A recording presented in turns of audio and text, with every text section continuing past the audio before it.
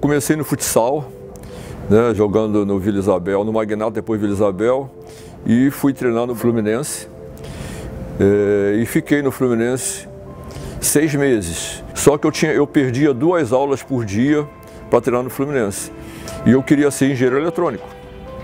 Então eu me atrapalhava bastante. Não tinha a facilidade que tem hoje de você estudar e ter outra atividade. Então eu tinha que estar na aula e perdia. Eu estudava no São Bento, um colégio muito forte, e eu perdia 2 aulas. Aí parei de jogar. Meu pai mandou eu escolher entre futsal e o futebol de campo. Eu escolhi o futsal porque me dava a chance de treinar. O Fluminense, o futebol de campo não dava. 6 meses depois eu parei, eu voltei a jogar, fui treinar no Bom Sucesso, mais pelas férias, né, em julho. Falei, vamos bater pelada no Bom Sucesso, e acabei ficando lá. O treinador permitiu que eu só treinasse no sábado, né, e jogasse no domingo. O jogo era domingo de manhã. E aí aí tudo bem, porque eu não podia jogar no Bom Sucesso, perder 2 aulas e ter saído do Fluminense por isso. Aí voltei pelo Bom Sucesso. Aí o futebol vai entrando no sangue, né? Vai, e acabei aos 18 anos colocando na cabeça que engenheiro eletrônico não ia poder ser mais. E quando eu parasse de jogar, eu ia ser treinador. Aos 18 anos eu já tinha isso na cabeça. E me profissionalizei em 70, com 20 anos, no Bom Sucesso. E comecei minha carreira realmente como jogador. Trabalhei no Brasil inteiro, trabalhei fora do Brasil. Cheguei no Ceará, né, onde fiquei um turno. A gente foi campeão em 85 do primeiro turno. E aí as coisas no futebol são assim bem rápidas, né? Pelo menos para mim são bem rápidas. Eu não tenho muita paciência com o mundo do futebol. Do jeito que eu vinha do futebol, eu estudava futebol, né? Eu fui um jogador que quando eu entrava no campo eu sabia tudo o que o adversário ia fazer. Porque 1 hora antes do jogo, quando a gente chegava no estádio para jogar, eu me concentrava. Era a hora que eu me concentrava mesmo. E sabia tudo que o cara podia fazer. Eu só me driblava ou só me surpreendia se eles fizessem coisas novas. Eu falava para eles, não, você tem que fazer coisa nova, porque o que você fez no jogo passado não vai me surpreender. Eu lembro que foi o Dimas que conversou comigo, né? Tinha sido jogador do Botafogo, eu joguei contra ele e tudo. E aí ele me convidou, a gente foi, sentou com o Franzé, a gente acertou tudo lá. Né? A gente teve um primeiro turno muito legal, com jogadores bons, o Djalma, Lula Pereira, tinha o Bezerra, tinha o Catinha.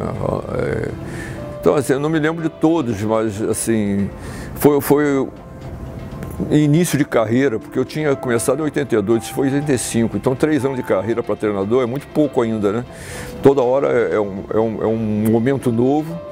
E eu saí do Rio e ir para o Nordeste, aquilo ali foi legal pra caramba, aprendi bastante. E acredito que os meus trabalhos no Botafogo, que a gente fez um bom primeiro turno no Botafogo também. Depois eu fui no Figueirense também, a gente fez um bom trabalho, a gente foi vice-campeão lá. Eu já cheguei na reta final, né, e fez um bom trabalho, e aí eu acredito que depois disso aí eu tenha ido lá para o Ceará justamente por causa desses resultados bons do trabalho. Eu me lembro que no Brasileiro a gente fez uma boa campanha. É claro que você tem que guardar as proporções, né, do Ceará para os outros.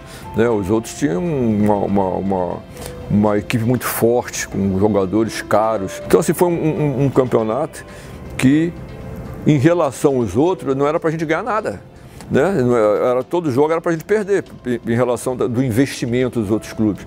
E nós, com aquele nosso time, com um timaço Assis Paraíba, jogava pra caramba, né? A gente, assim, sem nome, mas com um time muito bom, a gente fez uma boa campanha. Me lembro bem os elogios, né, que não só para o treinador, mas para os jogadores também, que desempenhavam as funções. Foi muito legal aquele ano. Porque na véspera do jogo, antevéspera do jogo, se falou muito do Anselmo jogar contra o Flamengo, né? Porque ele tinha algumas desavenças com algum jogador do Flamengo. Eu me lembro bem disso aí, que começava a falar assim, e agora vai descontar não sei o quê, e o Anselmo, você sabe como é que era, né? Ele era brabo, né? Ele dentro do campo, se os caras dessem nele, ele revidava na hora. Então foi uma maneira da gente acalmar ele, tem que trabalhar ele para jogar contra o Flamengo. Mas graças a Deus eu não me lembro que tenha tido assim nenhum problema não, ele foi bem. Mas o Anselmo também era um bom jogador, um cara artilheiro, né? A bola botava dentro fácil, né? Aí tem outra curiosidade desse time. Eu quando cheguei lá tinha uma jogadinha de escanteio do Bezerra e do Catinha. E eu incentivei, porque realmente a jogada era interessante. Quando eu fui para o Goiás, eu passei a fazer essa jogada. Ensinei para o jogador do Goiás esse tipo de jogada e eles faziam. Aí nós fomos jogar Goiás e Ceará. E eles fizeram essa jogada em cima da gente, e eu não me lembro se saiu o gol, quase saiu o gol. Aí quando acabou o jogo, o Bezerra veio, poxa, você trabalhou com gente, sabia que ia ter a jogada e não avisou? Não, avisar eu avisei. E eles fazem também, porque eu ensinei eles a fazer. Agora, hora do jogo é hora do jogo, é o momento do jogo. Se fizer bem, difícil de marcar. E o jogador do Goiás sabiam o que iam fazer e eles fizeram, eu não me lembro se saiu o gol ou se eles quase fazem o gol. Aí quando acabou o jogo, o Bezerra veio falar comigo, tá vendo? Pô, você sabia que a gente ia fazer e não falou nada? Eu falei, não, eu falei. Mas era uma jogada muito interessante que eles faziam, que eu andei copiando, por todo lugar que eu ia, eu copiava essa jogada. Mas nem sempre saía direito porque depende do jogador. O jogador tem que ter a característica para aquilo ali, tem que ter atenção, não é muito fácil não. A vida de treinador não é muito fácil não. Eu tenho até hoje na minha concepção, quem ganha e quem perde o jogo é o jogador. O treinador ele tem uma participação muito grande durante a semana. Eu digo assim, 70% do jogo é durante a semana, os 70% para o treinador e 30% para o jogador. No jogo inverte. É 30% para o treinador e 70% do jogador. E eu sempre tirei e obriguei o jogador, nos treinamentos, a ter essa percepção. Porque na hora do jogo, ele tem que saber o que vai fazer e tem que saber o que vai fazer se houver a dificuldade normal do jogo. O adversário está lá para impedir aquilo que a gente planejou. E ele tem que sair daquela situação sem precisar do treinador. Nós tínhamos um time assim bem completo, um jogador se completando o outro. É outra coisa que foi um dos segredos talvez maior tenha sido isso aí. Um jogador complementava o outro. Nós tínhamos jogadores técnicos, jogadores de força, jogadores que brigavam pela bola, jogadores que sabiam o que fazer com a bola nos pés. Eu acho que esse é o segredo de todo time e nós tínhamos isso naquela época. A gente fez um campeonato cearense bom, primeiro turno que eu estive lá, depois fez um campeonato brasileiro, nacional, não me lembro bem como o nome, porque mudou o nome depois, muito bom por causa disso aí. A minha passagem no Ceará foi importante, primeiro, eu era novinho, 3 anos só de treinador, e a gente se aprende muito. Mas naquele meu tempo lá, a torcida do Ceará foi sensacional, sabe? Não tivemos problema nenhum, apoiava o time realmente, apesar do time ter um bom time e tal, mas nunca eu me lembro assim de nenhuma coisa contra o time, principalmente. Então eu agradeço de coração a minha passagem lá, porque foi de um aprendizado muito grande. Agradeço aos jogadores que apoiaram, já tinham jogadores também já até parando, mas também apoiaram eu novinho como treinador. Tu fala um monte de besteira, novinho como treinador. E eles apoiaram as coisas e levaram até o fim, até a minha última participação lá, e que o Ceará continue assim. Hoje está jogando um bom futebol, hoje o resultado vale mais do que o trabalho para o treinador, mas se o treinador pensar em trabalhar para resultado, vai ser pior. Não pior para ele, não pior para o clube, mas para o futebol brasileiro. Eu acho que o treinador ele tem que pensar no trabalho. Os clubes têm que ver o trabalho do treinador para dispensar, contratar treinador ou fazer qualquer outra coisa. Quando você começa a ver resultado, você vê o time ganha, todo mundo é bom. No dia seguinte perde, todo mundo é ruim. Não pode ser assim. A gente tem que saber que só pode ter 3 resultados. Empatar, vencer ou perder. Se der um resultado diferente desse aí, a gente tem que se preocupar.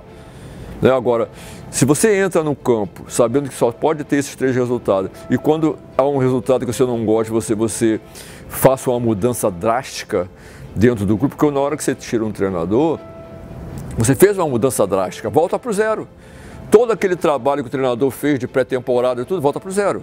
Então, assim, eu acho que o Ceará fez pelo menos no meu tempo lá, a torcida apoiou, a torcida incentivava, nunca tive problema com torcida, nunca vi nenhum jogador com problema com a torcida, apesar do time estar bem, e espero que continue, esteja assim de novo, né? Porque o incentivo da torcida, eu, pelo menos como jogador, não sei como eu ia me comportar na época da pandemia, entrar no estádio e não ver ninguém. Eu não sei como é que eu ia me comportar, porque o que me incentivava a jogar era a torcida. A torcida é a segunda coisa mais importante que tem no futebol. A primeira é o jogador, óbvio. A segunda é a torcida quando ela apoia.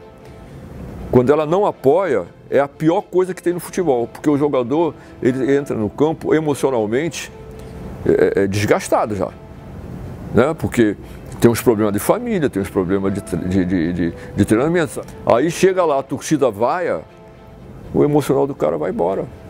Então a torcida é uma mensagem que eu deixo para a torcida, seja uma torcida diferente do Ceará.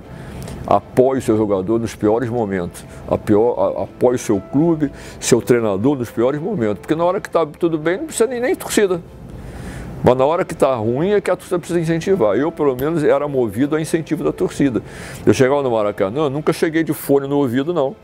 Chegava no Maracanã querendo saber quanta gente tinha, eu ia me apresentar para quantas pessoas, quantas iam aplaudir isso aí. Eu acho que o jogador também tem que mudar um pouquinho para isso aí, né? A torcida é um fator muito preponderante na atuação do jogador, porque emocionalmente, o jogo é só emocional, o jogo é muito emocional, a torcida apoiando é muito legal.